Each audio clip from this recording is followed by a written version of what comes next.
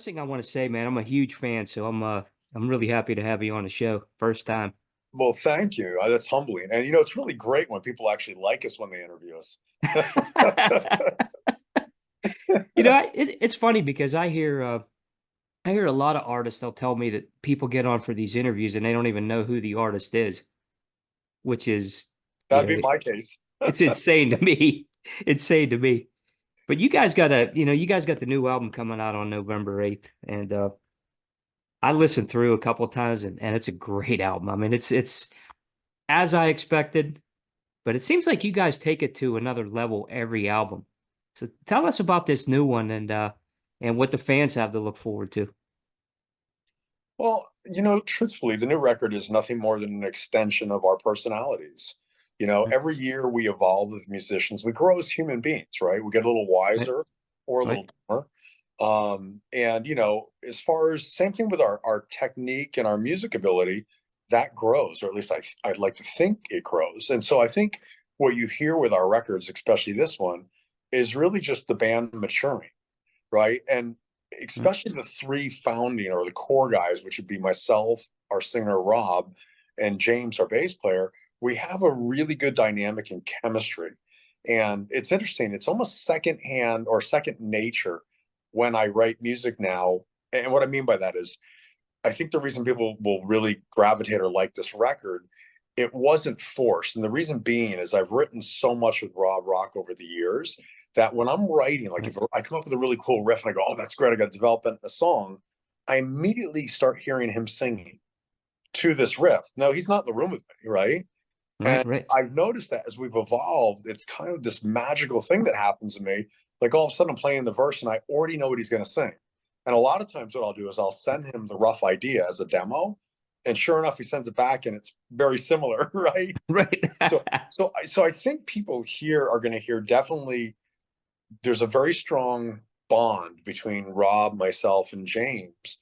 Um, and I think that resonates musically. It makes the music exciting and it's powerful and it's intricate and it's Right. technical, but yet at the same time it's easy, right? Right. Um, and then the biggie too, what I think people are going to love about this is what drummer Paul Bostoff brought to the table. Guy's a machine. I mean, not only can Right. he play the real fast technical stuff, all the double kick stuff, great rudiments, and plays really heavy, like hits really hard. So you Right. get a lot of power out of the drums. But this is something he does that I don't ever see thrash drummers do, or at least do well. He can turn the groove around and play like John Bonham. And just That's all of a amazing. sudden the song gets really heavy. And he did it multiple times when we were recording this new record. Like we had worked out stuff, we had practiced a Right. ton. And then when we get in there, it's like, all right, here comes the chorus, and it's gonna be like really fast double kick. And he turned the whole thing around and be like, oh, God, just really heavy. Right. And it was just very magical. It excited the music big time. That's cool to have that element too, because that makes you as a musician even better. That you're able to say, look, this guy can pick up something and pick up what I'm playing. And having that, that structure, like you said, with Rob and James too. This band's tighter than ever, I think. Mm. Yeah, I think we are. Yeah, with the sound, I mean, listening to and you know, I have a lot of songs that I really like that I pulled out on this one, listening through and obviously, Out of Mind, Super Kingdom and Beware the Hunter is one of my favorites. I think that's a great song. But what I like about it is you guys have that heavy element, but it's also melodic too. And I think that blends well. It's really an excellent album, and I'm sure the fans are going to be really excited to hear this. Oh, thank you. And I'm glad you picked up on the fact that it's melodic. Look, I mean, the song it definitely has moments of power and speed metal and, Vivaldi and all the crazy, technical shredding and all of that stuff. But at the Right? same time, it's very simplistic where, like, if you're not a musician, you just want to listen to a great song or good music, it's there. Exactly. Exactly. I read in a press release, it says, this is from you. The music expresses what we're about today as a band emotionally and technically. And you said it's probably the most sincere album. Tell us about that because when we listen to it as fans, it's great to listen to it, when you hear what the artist says about it. It makes me a better listener when I go through it. Tell us about that. How does that tie in, emotionally, and how you guys put this together?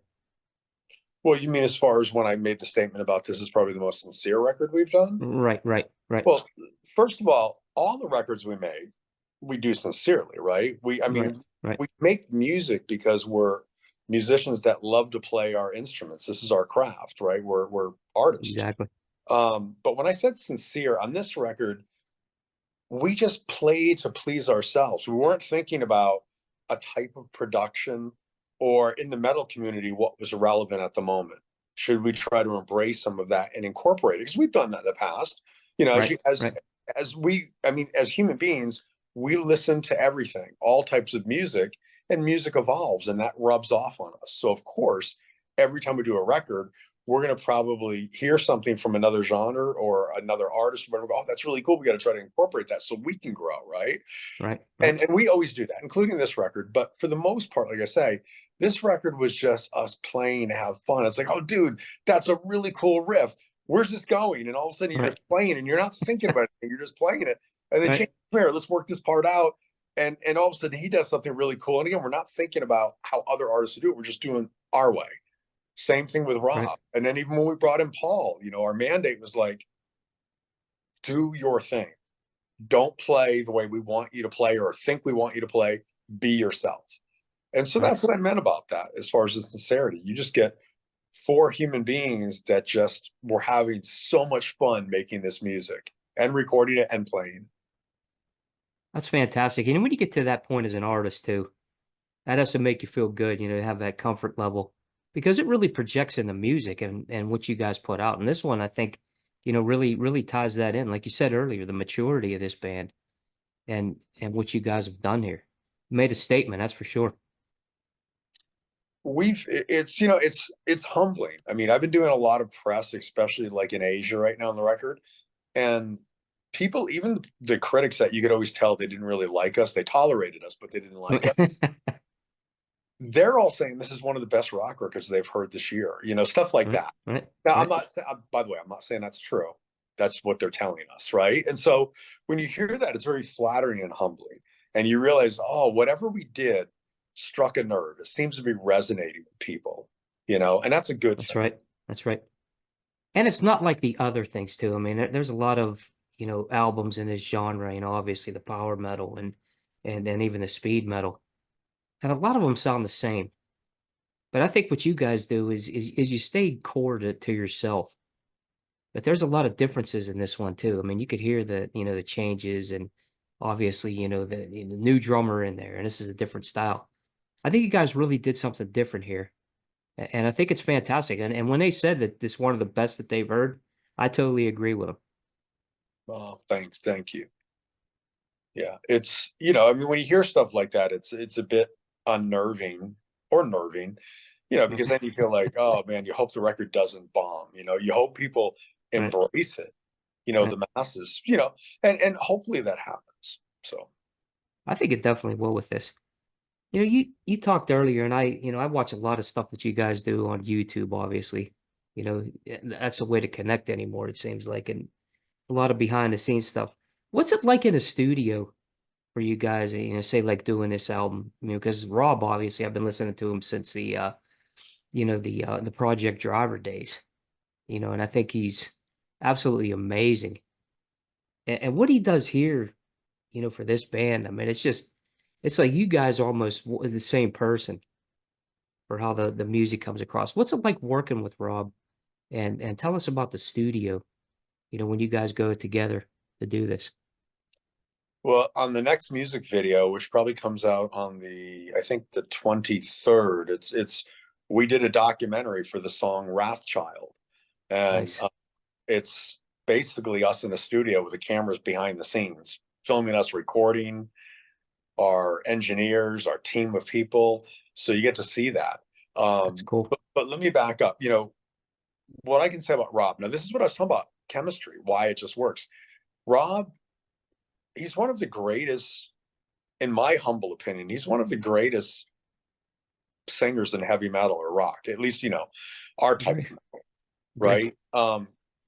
I personally think, and look, I love Bruce Dickinson and Ronnie James Dio and Rob Halford, and I think Rob Rock rivals them easily. I've been in the room. Agree. I know a lot of those guys, and or Right. knew, and so when he sings, it's just I think a lot of it has to be with his genetic trait. It comes naturally. You can't Right. teach people to sing, really Right. sing. You Right. can't teach people to hit a high, C or whatever. But Rob has this ability just naturally, right, to sing with power and in a high tenor, or if he wants to go to soprano or do something low, he can do it. And Right. it Right. just comes naturally. So it makes my job easy as a composer when I'm writing and I hear a melody that I might want to feed him or he does his thing, whatever it may be. I know there's no limitations because of what he can do genetically, right? It's just Right. easy. Right. Right. That's it. Now, having said that, usually what you get when you get singers that have that kind of talent Rob has, ego. Everybody's heard lead singer disease. He's the polar opposite. He will Right. do anything. In other words, hey, can we try this? Let's go a little different approach. What would that sound like? He'll do it. He'll do it over and over again until it sounds right when we're doing the writing. And then we do the Right. singing thing. It explodes. It's amazing. That's great to hear too. And he seems like, that guy. Like I said, I agree with you too. I mean, he's one of the best out there. One of the and he's solid too. I mean, he's never changed. I mean, he seems to keep getting better and better and better. Yeah, I agree. Yeah. I mean, like I said, we mature as musicians. And maybe there's a blessing and a curse to being in this band. You know, we'll start with the blessing. The blessing is we have the autonomy or freedom to play the music we want to play, right? So we don't Right. have to chase trends. We're not pressured by the record companies or management. We just do what we want to do. Right. And I think that resonates in a positive way in our music, right? You can tell it's authentic and that's exciting. And Agree. that's cool. That's the blessing, right? That we get to do that. The curse is we've always been one of those bands where I always jokingly say there was some day someone called us a B league. League is that what we call it? B league, like A league, B league, Right. a Right. B league band. And I was like, well, dude, thanks. I thought we were like a D. I think we must have overshot. So, the hard Crazy. part with us is, look, you'd be shocked at how many people follow this band around the world. Yeah, Right. we don't really embrace. I mean, we don't do much social media. As a matter of fact, my Facebook page got stolen a year ago, and our management's like, "You need to do a new one," and I'm like, "Why?" I use Yeah. Instagram. Why? So, That's it. but I mean, the hard part of this band is for us evolving and doing bigger and bigger things. When unfortunately, a lot of times, a lot of the media they don't embrace this. They and there's just a misunderstanding of who this band is, and it's my fault. I take sole responsibility because we should have never named the band Impellitteri. First of all, it's the world's worst band name. No one can pronounce it, including me. No one can spell it, including me. But we did it, and there was a reason. But we did the name, and it's very difficult. And when we first came out, too, there was always this persona Right. that I think originally the media branded on me. Like they tried to make me into this guitar hero type person, and Impellitteri has never been about me. It's always been a band. Right. Look, as a Right. kid, it's pretty clear I was a huge fan of Van Halen, right? Right. And Right. so we always kind of wanted that. I always thought Rob was my David Lee Roth, right? And That's and right. it's like I've always felt that connection with the guys. So it's a challenge because a lot of times you have to understand in the metal community media, immediately their guards up. It's like, oh God, another one of these, wannabe Right. Ingves or whatever, and you're like, Right. where the do you Yeah. get this from? Right. Right. I mean, we started this band and we wanted it to be more like something like Judas Priest, Iron Maiden, and Vivaldi on steroids. Right. you know, splashed with these amazing tenor singers like Pavarotti and Right, right, Bocelli. right, right. That's kind of what we were going for. So, so that's been kind of a curse in a way because we've always tried to escape that.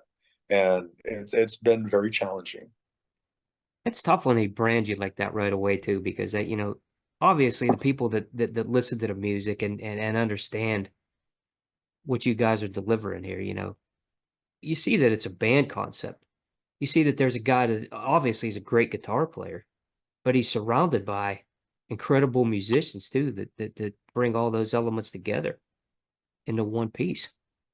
It's interesting. So Impelliteri's been very fortunate to have two just iconic type rock singers. One was Rob Rock, who started the band with me, and he's still with us today. And then there was that interim session where we had an amazing, talented Graham Bonnet, right? Right, Who was a right, legendary rock singer. And the reason I'm going down this road, if you take away one of those guys or just interchange them, look how different the records sound. right, right, And that speaks volume to their talents, Rob and Graham, right, right? And right. so, and right now, since we're talking about Rob, my point being is if it was just a solo instrumental guitar player hiring singers, right?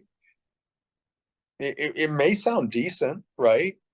But Right. it's going to miss that whatever that unique characteristic or special thing that this band has.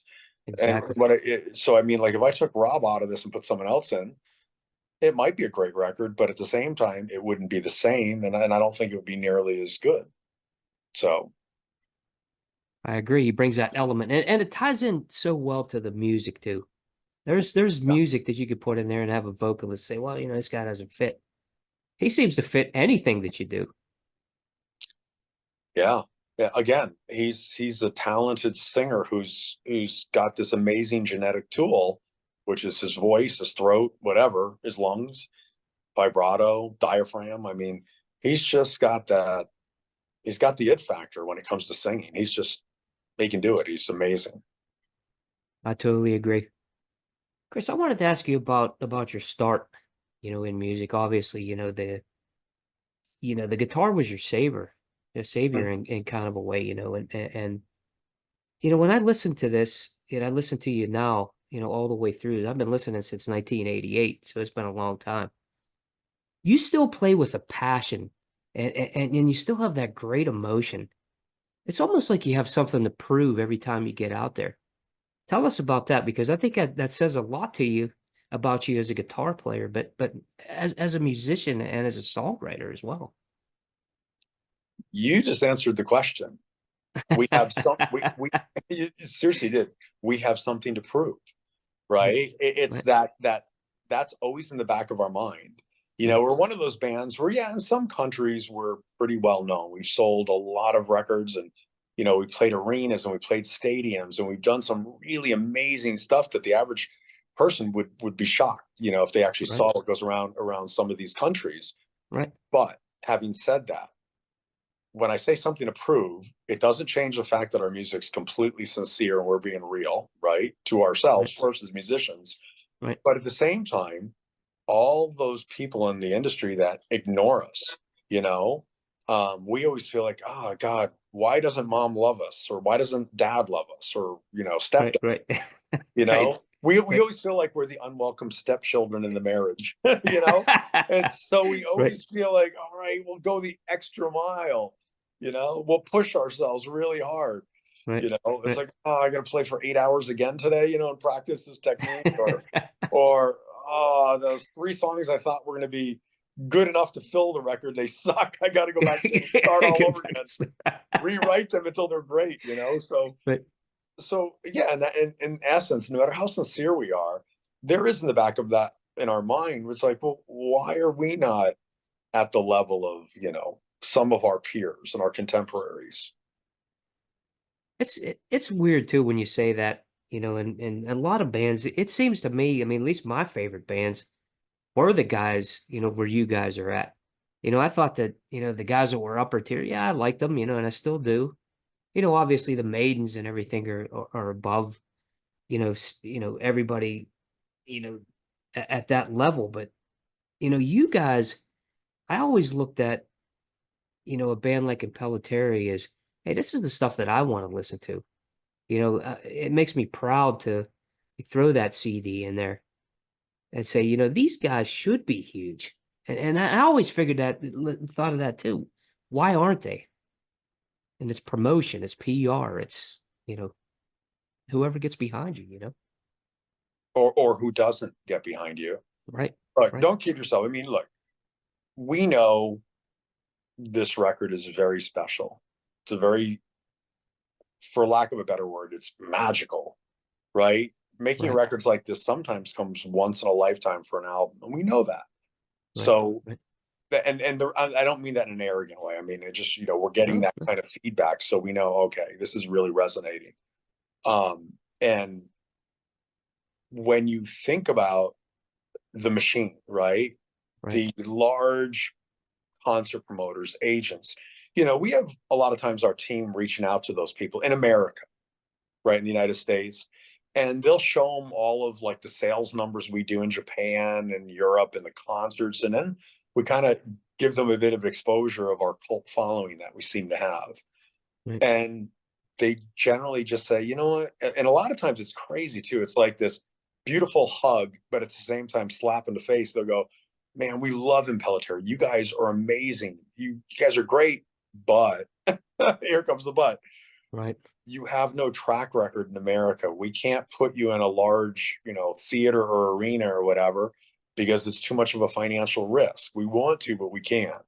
And so Right. we always get the but. And sometimes other people, they don't even return the management's call for us, you know? And then you hear later, yeah, it's like, yeah, I don't see it, or whatever. But then they'll Right. put well, it would be rude of me to say something condescending to some other artists, right? But it is crazy for us, you Right. know. And then Right. you think about, I mean, I think about when they say, oh, we're not relevant. We've gotten that one too, right? It's crazy. And I think we're not relevant yet. We've sold millions of records. I mean, I go Right. on YouTube and I watch hundreds of kids trying to play guitar like me. I'm not saying that's a good or bad thing, right? Right. That, and then I go and it's like, I mean, even think about some of the people who's worked in the band, right? Right. Right. So Right. you had Graham singing at one point, which was legendary from the band Rainbow, if people remember that generation, right? Oh yeah. Um, I'm trying, and obviously you got Paul from Slayer playing on this record, right? Pretty legendary dude. Um, Right. we've done live shows where even people like Rudy Sarzo has come and played, concerts with us, and I mean, Right. Right. we've had so many people, and you would be shocked on how many we're talking mega heavy metal bands contact me, right? The members go, dude, we are such huge fans of this band. Why is this not bigger? I get that from them too. And then we're Right. Right. scratching our head going, I don't know, someone's playing a joke on us, you So know? can't figure it out. Yeah. Or maybe just we're all full of shit, including me. Maybe we do suck. You guys don't. It's just it's the atmosphere, especially in the US now. I mean, we don't, it's almost like we're just looking to see what's going to bring in the most money than bring in the talent, the talent that people want to see. Because I know you guys would do extremely well on a US tour. There's no doubt. No doubt.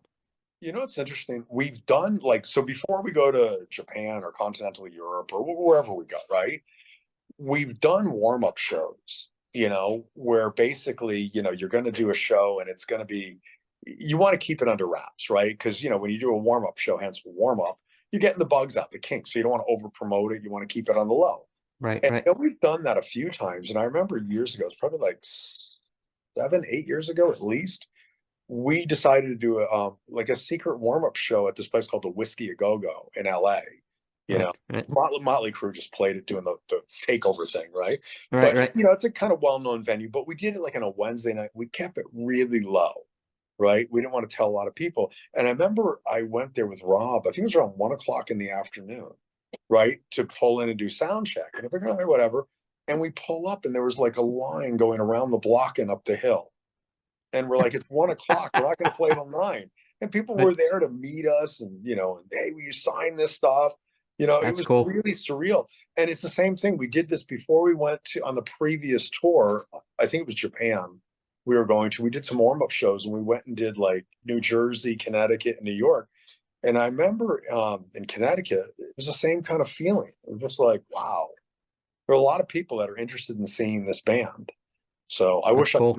I wish I could convince, not me, I wish the management could convince the agents and the promoters, you know, because it's certainly time.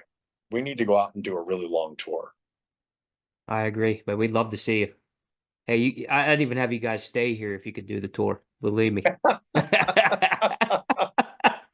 Honey. You know what's cool, Chris? Yeah, I remember the first time that I heard you, and obviously stand in line. But when I go back and listen to that song and that album, you know, I remember when you guys first came out and I saw the video and it was like, wow, man, this is awesome. This is a song that I posted it yesterday on Facebook. I crank that thing to 11 every time I hear that album and that song. Tell us about that start with Graham and how that launched, this band and you as a guitar player. Well, it was actually the second record, believe it or not. The Right, very right, first record we did is called the Impellitteri Black EP, and we right, called it the Black EP long before Metallica had a Black album. so, so right. it was called the Black EP. It had songs like "Lost in the Rain" and "Burning." So if anybody wants to hear it, go check it out on Good YouTube or stuff. wherever. Good stuff. Right? Oh yeah. And it when we did that and released it, especially in England and places like that, we all of a sudden we got this huge cult following, and the media, like Krang magazine, everybody was they were talking about us and they're writing about us, and it was a really good time. And then all of a sudden, as the band was getting ready to start to do the live stuff, Rob decided that he wanted to go in a different musical direction. I'm like, what? So Uh, right. Rob left, and I was like, what am I going to do? And we just signed a new record deal with this company, Relativity, who's a subsidiary to Sony Music. Right. And so it was a pretty big thing. Right. And I was like, oh God. So it was one of those things where, I don't know, the wife left. And so I had to strategize, think about what am I going to do. And one day, luckily, I ran into Graham Bonnet, who was a friend. And I said, hey, how you doing, Graham? And he was a little bummed because his band Alcatraz had just ended. And I said, Right. oh, sorry. And he was like, what are you doing? I said, I'm bummed too. It's like my singer just left to do, something with this other band in Germany. And Graham and I, ding, light bulb. Before I knew it, I was out at his house. At that time, I think he was living in Thousand Oaks, California. It's funny where I live now. um, That's cool. so he had a house out there. I drove out there from LA and I started writing with him. And the very first song we wrote together was the song Stand in Line. And I can tell you, I wrote the riff actually on a keyboard, which is kind of shocking. Cool. Yeah. And so the song just came to me musically.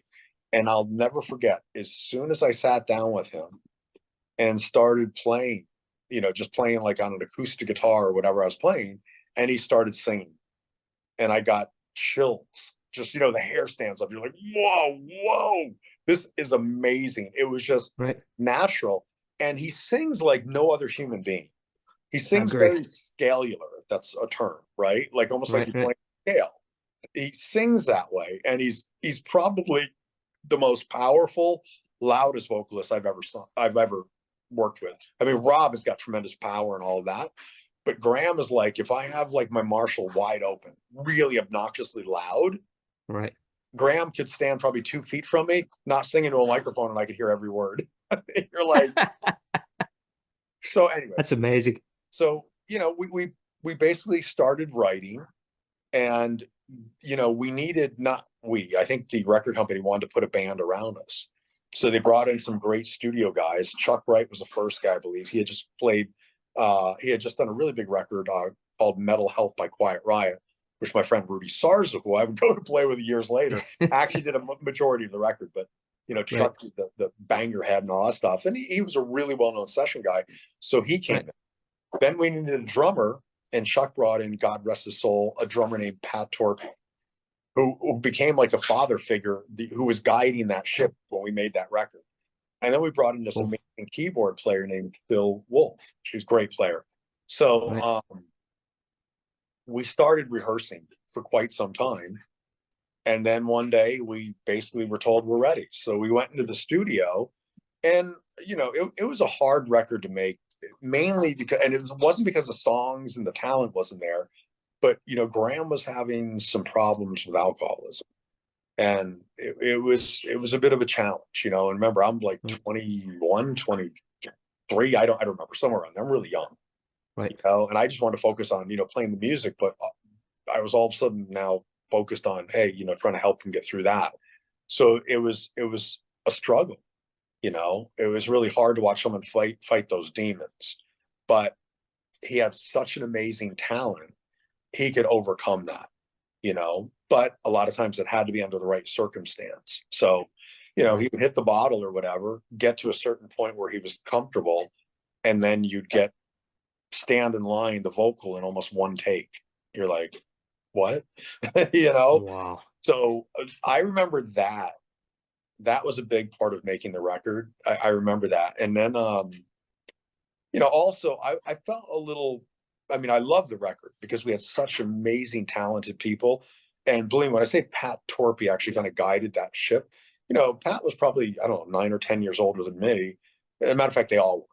And so Pat was a very good studio musician, and he could Right. find tempos without playing to a click track that just was perfect. The music, it had a certain feel, right? And it swung, Agree. even though it could be technical at times.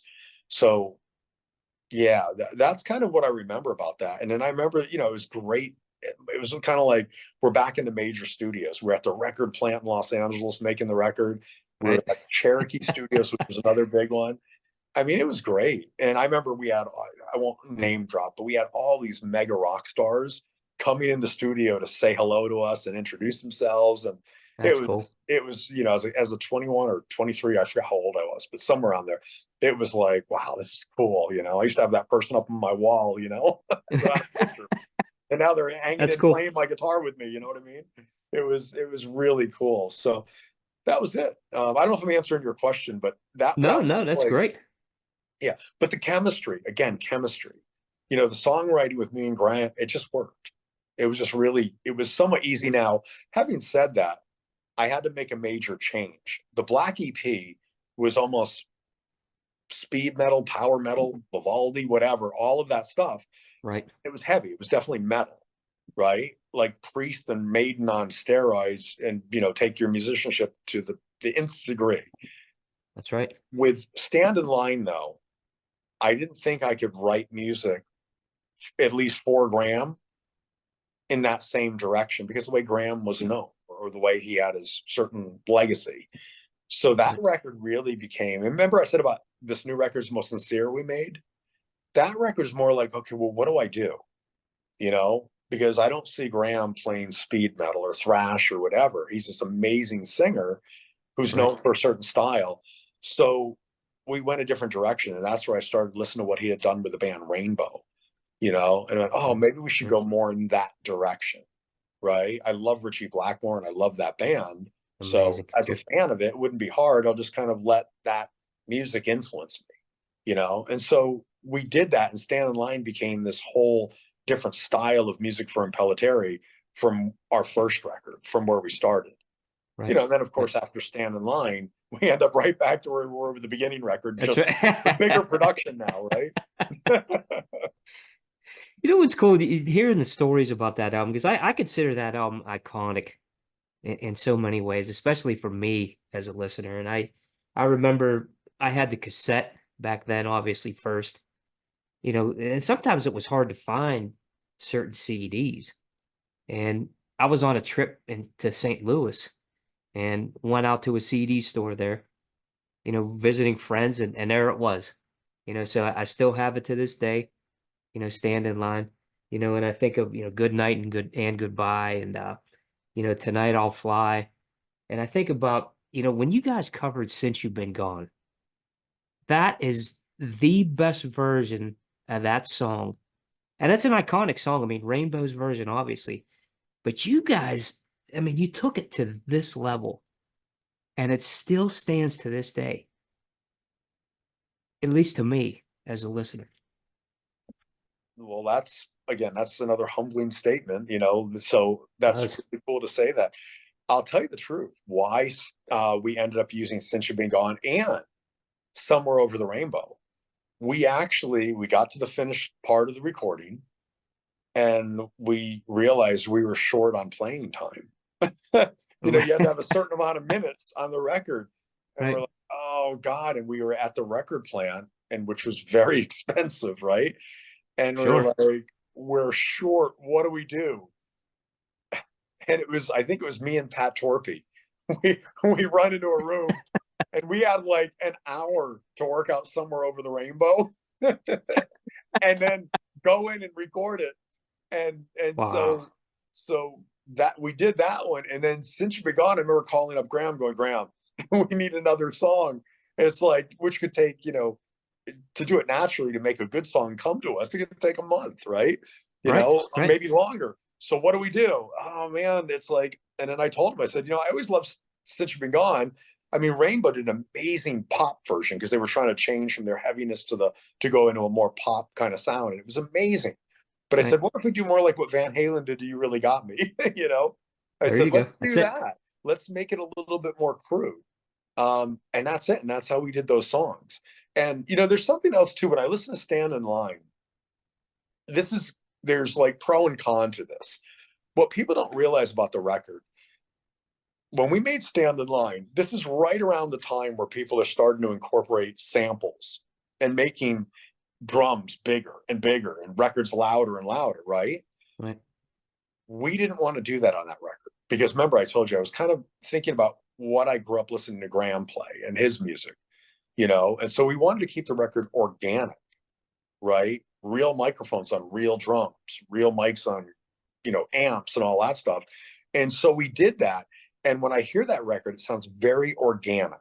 So if you listen to like what Impellitteri sounded like over the last 20 years, all our new records, they're very big and powerful, Right. Right. because there are times where we have samples on the kick drums to give it a little bit more depth, plus, I'll have like 5 different guitar rigs all being mic'd at one time. So it's this massive wall of sound.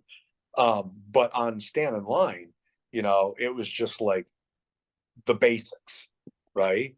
Marshall 4x12, SM57, mic the drums, maybe bass mic and a DI, and then, great tube mic for Graham and then keys, and just go for it. That's it. Play it as live as you can. So, Right. you know, That's anyway, cool. sorry, I'm going off No, on that's a it. tangent again, but and Stand in Line, look, it's a big part of our history because, all of a sudden places, vehicles like MTV, which at that time MTV it was huge. It I mean, was. it was so important to break artists. It broke everybody from Guns N' Roses to Bon Jovi to Metallica to whoever, and they started playing us pretty heavily on their rotation. And I remember they, for Stand in Line, they flew me to New York City and they had me be their guest host. And this was when they were on a reasonable hour, like it was Saturday at 9 o'clock or whatever. And I remember doing that and not really knowing what kind of response we're going to get or if it was going to have a meaningful impact on us. And I remember, I think it was like the next day, I asked my manager, I said, well, how was it? And he goes, what do you mean, how was it? He goes, you just reached 25 million people. And I didn't understand what he meant. He goes, oh, I guess MTV, this is what he told me. I guess it had like 25 million people on average were watching that. I don't know if it was the show Headbangers Ball or if it was just MTV itself. So it was very popular. And I can tell you, it was funny because all of a sudden with Stand in Line, it was weird. I remember walking into, I don't remember if it was a music store or a nightclub in LA. Right. And it might have been the Rainbow Bar and Grill or one of those places, just to go to have dinner with my friends after playing all day. And I remember all of a sudden, before that in EP, no one really knew me. And all of a sudden, we're walking in there, and all of a sudden, everybody wanted to say hello and hey, man, how you doing? What's going on? And That's all of a cool. sudden, I was like, I felt like, oh, MTV, you know, it's like now I get this. This is pretty cool. I wish this happened every day, you know. That's right. So, That's right. but anyways, that was the whole Stand in Line thing, and then also Stand in Line. It this is why you're talking to me today. So in Japan, the Impellitteri Black EP certainly gained a very strong cult following in the metal community in Japan. And I certainly all of a sudden got a lot of guitar fans, right, for the way I played. Right, right. But when Graham joined and we did Stand in Line and we did the MTV thing, we went to Japan. The first show we played in front of, I think, 65,000 people. It blew up. Wow. We went to the hotels and we would come out. And I know people say, oh, this is very common in Japan, which is not true. It's not. But I remember we walked down into the lobby and there were like 1,000 kids. And you're like girls screaming. And, we had to get into the cars and there was like police. And it was like, I just had to take out the garbage at home. And now I'm, you know, had to That's cut the amazing. grass, had to clean the pool at the house, Right. But that from that to all of a sudden that, and that was the combination of the Black EP Stand in Line and MTV. All of a sudden it was like, and I can't explain. I know it probably sounds like I'm exaggerating or No, dramatizing, but it was kind of like that. Wow, this is pretty. I know if anything after that, I knew that, all right, we're going to have a career. We might not be successful in the United States of America, which is always a very challenging place. But in sure. many other parts of the world, I have a feeling we're going to have a long-standing career, you know. And And here you we did it. are 30 plus years later, right? That's great to hear, though. That is great to hear. You know, that you're always talked about, not always talked about, but you've been named one of the fastest shredders and all that story and everything. But what's it like, for you to hear that? Because when I hear the shredding technique, that you have, but I also hear the melody and the raw emotion that we talked about. What's it like, for you as a guitar player to say, hey, this guy's one of the fastest shredders of all time? How do you take that as a guitar player? I am God. No, Yeah. forgive me, Father. That was a joke. In all sincerity, first of all, the whole fastest guitar player in the world, there's no truth to it whatsoever, and there never was. Right, Um, right. and it's funny. I said on Stand in Line because they asked me to do a quote, and they said do something humorous, a joke, right? I said something about I promise my guitar solos will only get faster. And I'll tell you why I said Remember that, that. because Yep. if you go to YouTube and listen to a song like the Impellitteri Lost in the Rain, listen to the guitar solo. How much faster can I go, for God's sake?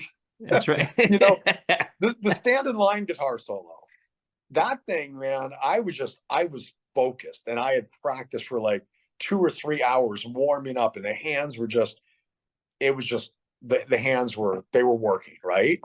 And it was Right. time to do the solo, and I just did that solo in probably like 1 or 2 takes and just nailed it. And I know every note was picked perfectly because, I just knew how it was played.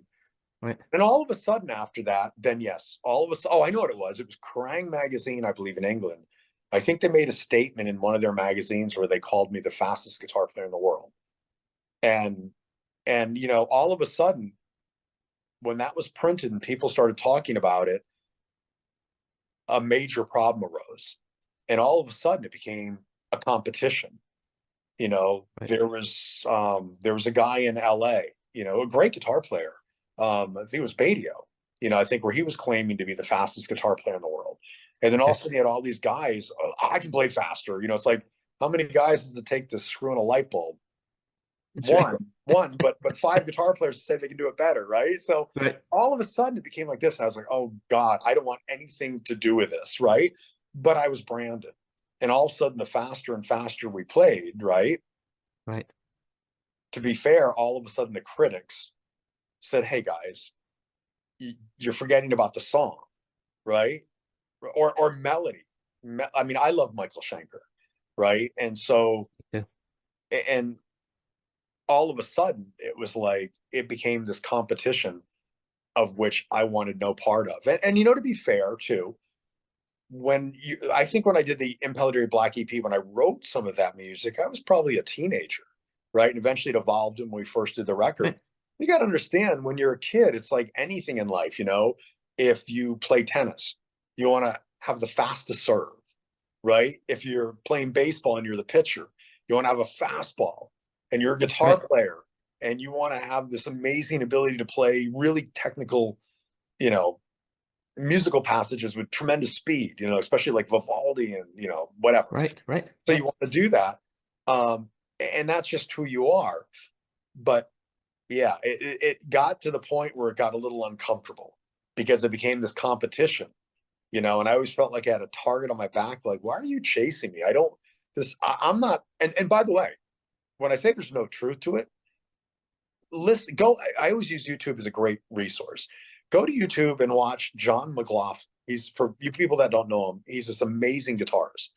John McLaughlin, 1973. So you'd have to put like 1973, and there's some footage where he's just sitting there playing an acoustic guitar by himself. And he is shredding like you wouldn't believe. Easily as fast as what I did with a standard line guitar solo. Easily. And he's Right. doing it effortlessly. And then there were guys like Al Di Meola and Paco de Lucia. And then eventually they Mm. did a record together, which was a huge influence on my guitar playing, which is a record called Friday Night in San Francisco. And it's John McLaughlin, Al Di Meola, and Paco de Lucia. And they were the ones that did all of this first.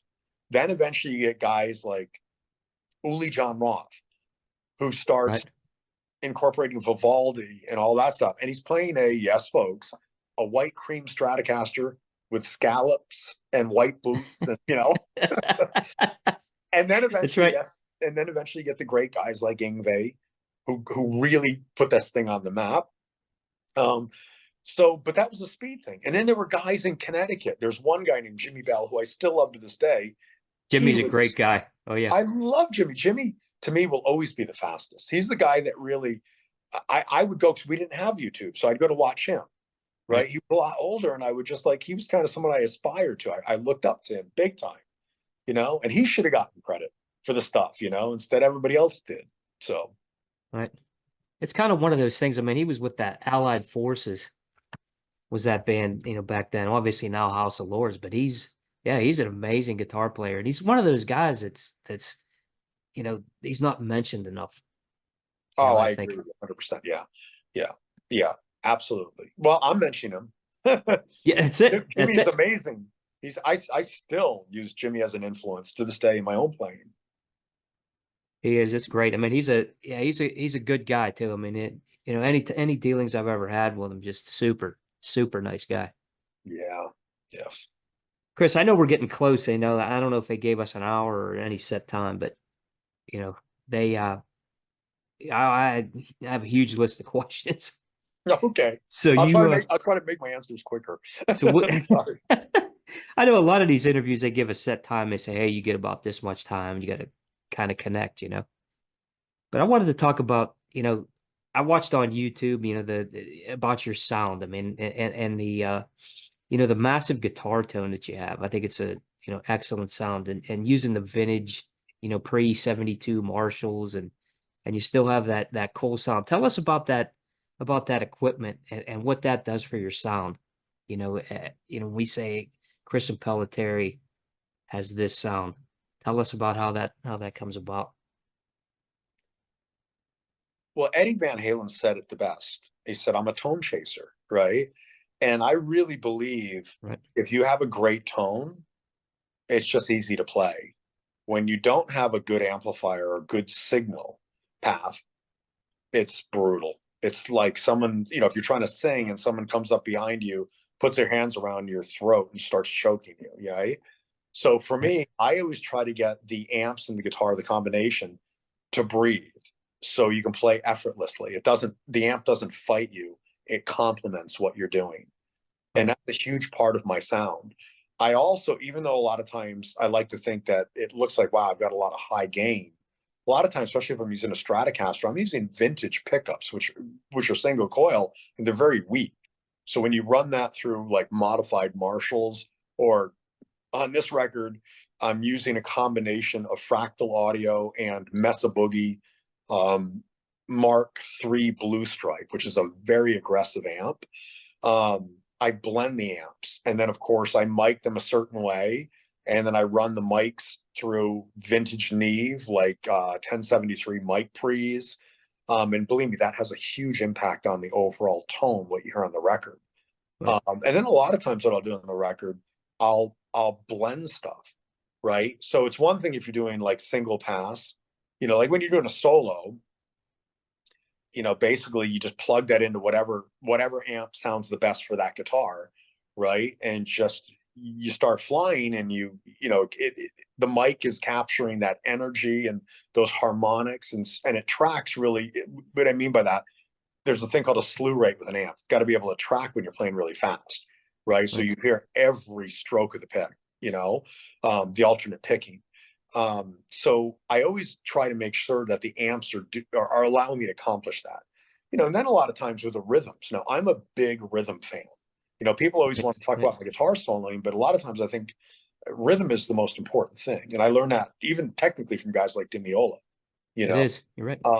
And so for me, when I think great rhythm sound, what do I think of? Well, if I think of my Marshalls, I'm always trying to get the guitar sound like I'm the One by Van Halen, right? Which is, his vintage sound. Great song. Or just, Right. you can just shred with that, right? But then I think, ooh, but when you have a really powerful drummer and a really big wall of sound, how do you get that big, almost like Metallica Master of Puppets? And that's where like what I used on this album, the old Mesa Boogie Mark II C pluses and the Mark III Blue Stripes, they have that sound. You just dial them in and you're there, right? Right. So Right. I'll do that. And a lot of times, depending on what we're doing, which track it is, a lot of times I may play with like a Strat, like a vintage Charvel, and then we may go double it. And all of a sudden I'll add an old like 1958 Gibson Les Paul, you know, and maybe some of it has Fractal and Marshall, and then some of it Boogie. It's all of a sudden you just get this really huge, wide sound, you Right. know. It does. And this album too sounds, I mean, massive. You listen to it. And I always think, when I think of your sound and, the band sound, obviously through all these years, it just reminds me of live, and that's what I wanted to ask you next is, I know obviously, the album comes out November 8th and we're looking at, the promotion and everything for it. What about anything live for you guys? Anything that's coming up? Because I know, obviously in the US, if there's anything that comes up, we're all excited about it. But, obviously any of the fans, worldwide, what do you guys have in store? Well, we're already getting offers in Japan, of course, to all the major cities. They want us to do that. We've had a couple of offers already for continental Europe, and we're trying to find an Nice. agent now for America that will work with us, right? And look, I live here. I live in Southern California, and this is my home. And of course, I want to Right. play the United States of America, right? This is where the band is grown up, right? It's our culture. So we're trying to Right. make that happen. And hopefully, if we can get some of the promoters behind it, hopefully we can come and also bring a decent sized show. It's hard too because we're somewhat spoiled in Japan and some places in Asia and Europe, where we've been able to play arenas, or even in some places, for God's sakes, we've been able to play like stadium kind of headline stuff. So you can bring a really big production, you know. And in Right. America, it's like I always wonder, it's like, uh-oh. What kind of venues are they going to ask us to play? It'd be great if you're playing like where are you based? Are you you're in the States, obviously. Where are you though? I'm in Pittsburgh, and All right. we have some clubs. I know you're talking about, like Jurgles is the club here in Pittsburgh. And Yeah. Mike Tramp just played here recently, and you get a lot of the bands from that era come Uh in. So, but it's a yeah. 600 seat venue, I believe. Yeah, the problem is we want your arena. and That's it. That's it. that's where the promoters are like, all right, snort some more crack, Chris. So I it's know. hard because you go play these massive places overseas and you come back and you go, hey, yeah, we want you to play McDonald's in the back parking lot. And It it's is. It's like, it's all tough. right, here comes all the wall of amps and the pyro and everything else. Hopefully this is going to go well with your Big Mac. That's I was telling my wife the other day, we were talking about, I went to see Firewind, Gus G and that band Oh, I came into like Gus. Pittsburgh. Yeah, Yeah, he's he's a great guitar player, super nice guy. And they played, they play the big festivals and everything over there, like you guys do. I mean, it's you're playing in front of 30,000 people, and then you come here to a place called Craft House, which again holds maybe 3 to 600 somewhere in there. And when he gets a turnout there's maybe like 150 people there.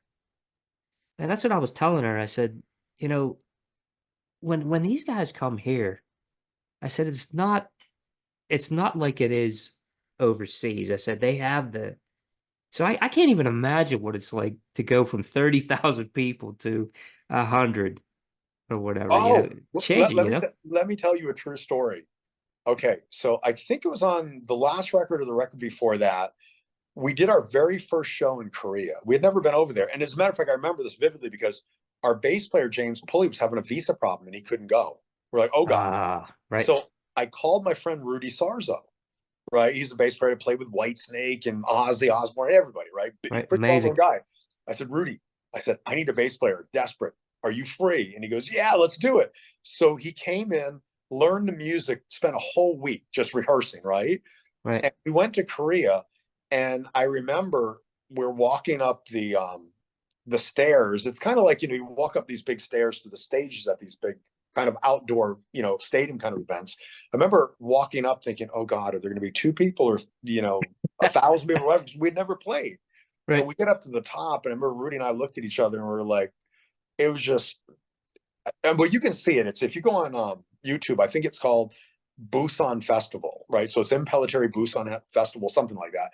And Okay. we headlined, and I think there were something like 30 in the 30,000 people range. And it was an amazing show. Kids went nuts. Wow. But the reason I'm telling you this, not to brag, but so there was like 30,000 people. Then when we were doing, I think it was Nature of the Beast, one of our first shows, we went, and again, they were kind of warm-up shows. So we kept them on the low. We didn't want to say much. And we did Connecticut, someplace in New Jersey, and we did New York City. And Connecticut and Jersey, I think, were pretty full, pretty packed. But New York, and this is I'm not exaggerating. If there were 20 people, Wow. 20 people, I would be shocked. And they made us play at 1 o'clock in the morning. And I will say this: I don't think we've ever had so much fun. Those 20 people had the greatest show from us. I'm sure. It was great. I mean, it was so much fun. And actually hearing myself say that right now, it makes me think, yeah, what's wrong with me, man? Because look, when I was in high school, we played backyard parties the same way. I guess the bands that I looked up to, like Van Halen, they all played parties. That it was fun. So Right, maybe right, right. maybe screw it. Maybe we need to go out there and do that stuff. Like screw these little clubs. We're coming to your backyard. Get the kegs. We're gonna have Get Saturday everything parties ready. with Impellitteri. That would be fun. That'd be a blast. That would be.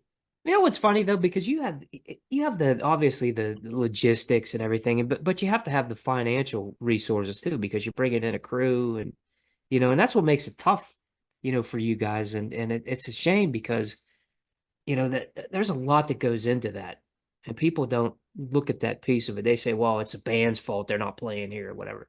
Well, it isn't. It's the promoters and it's everybody that's behind the scenes that are part of it. Well, yeah. Let's back up. I'll tie this back into the record.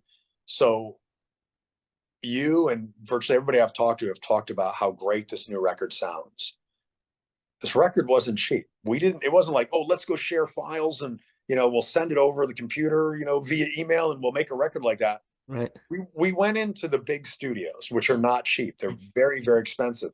We brought in the best people. I mean, the guy who engineered the record was Mike Plotnikoff, and then we had June Morikawa. And Mike, people, I mean, he's worked with everybody in my realm. He's worked with everybody from Van Halen, AC/DC, all the way to a band like In Flames, Right. and Right. a lot of the new mega big rock bands.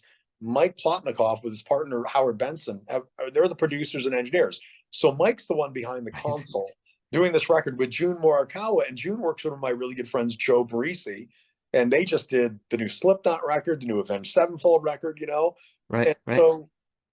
Oh, and then let's not forget who mixed this record, Jacob Hansen, who Right. told me this was a bucket list record for him, which was flattering. So That's I think cool. he went the extra mile, and you know, but all of this and working in the big studios and flying people in to do the stuff together and working and rehearsing all stuff, it's an outrageous amount of money. And believe me, the record budgets we have, we burned through that in the first 5 minutes of making a Right. record, you know? So in all sincerity, yeah, and it's the same thing when you're touring. Yeah, you have five guys in the band usually, right? Four or five Right. guys. Right. You've got a road manager, at least, right? You've Right. got front of house, guitar tech, drum tech who maybe can do both bass and drums, um, lighting guy, maybe an ancillary. You got your merch people, you got your tour bus or tour Right. buses, you Right. got your truck or trucks to carry the equipment. It's, I mean, look, I mean, when we go and play in Japan and Europe, it's amazing because, we have multiple trucks and buses and all that stuff when we're traveling. We even have, private drivers for each band member. I mean, it's insane. So it's, it takes a lot to move this stuff, It does. and that's probably why. But again, if I just slap myself in the face and go, you're an idiot, think what you just said 5 minutes ago. Do the United States backyard keg party tour. Impellitteri. Fuck, we don't need any of that. I just need a couple of stacks, right? A couple of old vintage Marshalls, That's and right. but we're gonna need a good PA because it's got to be loud and powerful, you know. And That's it. we're gonna play in the afternoon, so we don't need a late rig and pyro. Yeah, that's where you cut costs right there. Yeah, exactly. That's great. We're still That gonna is need the great. bus, but. Oh man, that's a great story. I really hope you guys get out on the road though. I mean, I hope they give you something that's worth it for you.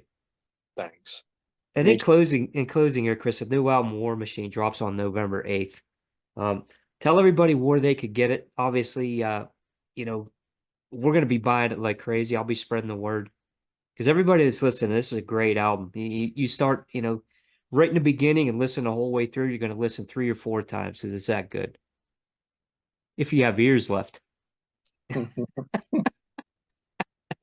Ruh-roh. That's it. Yeah.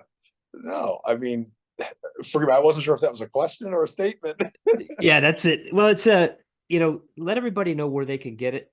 And what else Well, you guys have that to as close. far, I mean, we have multiple record companies. Frontiers does our distribution through America, United States of America, Canada. I think they do all of continental Europe.